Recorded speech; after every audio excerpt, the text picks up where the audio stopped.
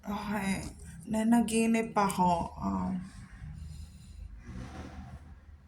The time now is mag-2:00 na ng madaling araw and nagising ako kasi parang nananaginip ako and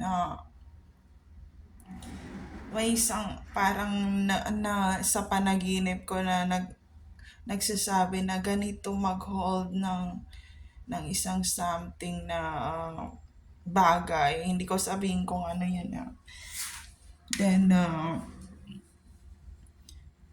itong nasa baba ng hotel, yung white van na naghabol sa akin sa Nueva Ecija hanggang Pampanga,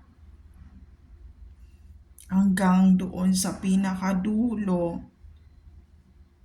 nung madaling araw. Pareho nung white van na nandito sa baba ng hotel. Itong white van na to, ito rin yung white van na nakita ko noong 2012 na nasa baba ng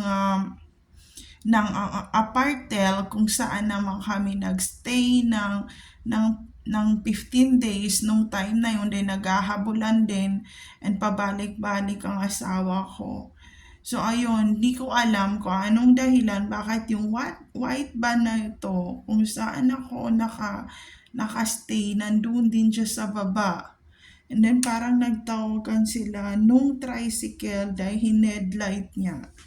So, ayoko. Nakaka-weird kasi sa labas din to ng Tres Terraces Condo Lagro, Fairview, Manila, Philippines. So, ano ba, paano ko ba ipakita? Nakakita niyo ba? Hindi niyo siguro makita. Hindi niyo makita, di ba? Madilim. Hindi ko alam kung anong purpose niya. But, based on the news, there are lots of mga teenager and all some of the ladies and women ay lagi niya hinahabol nitong white van na to. So, hindi ko alam ba't siya dito bumabaan, bakit siya dito pumirmi sa harap ng hotel. So, ayun. So, we were doon lang ako. So, sabi ko, kung walang nangyari talaga sa asawa ko, he's not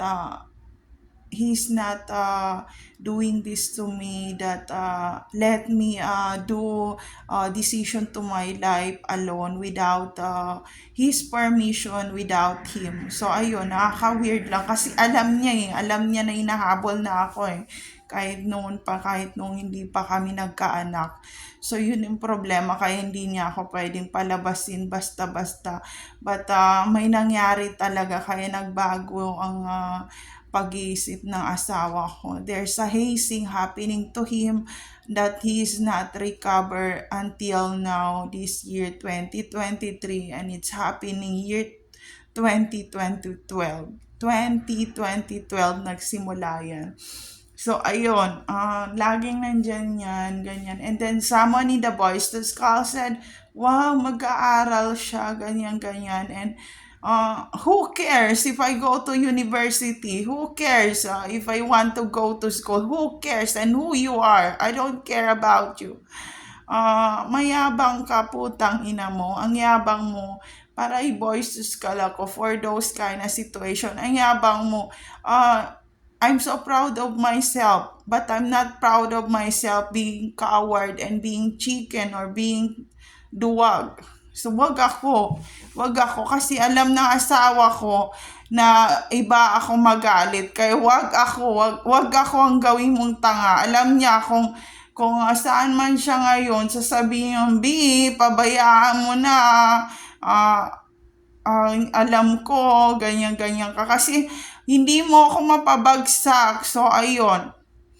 Agaan ko na lang lumabas mamaya para mabayaran yung 100 pesos na hindi ko nabayaran dito sa hotel. So, ayun lang. May nangyari sa kanya na hindi maganda and hindi niya kaya lumaban kasi madami sila. Ang nangyari niyan sa probinsya rin, meron din silang hinabol ng white van na yon. Nakakainis, 'di ba? Mahirap lumaban doon kasi gumagawa sila ng wiring and frequency and voice to skull to attack those people, and mga 3 to 4 to 5 kilometers from the talaga nung time na yung pwede nilang gamitin yung electromagnetic to attack those people. So be careful to para bawian to mga taong to kasi masyado silang high-tech pagdating sa mga bagay. Yun lang ang napansin ko. So, yun lang. There's no safe place to all targeted individual out there. Take care always, everyone.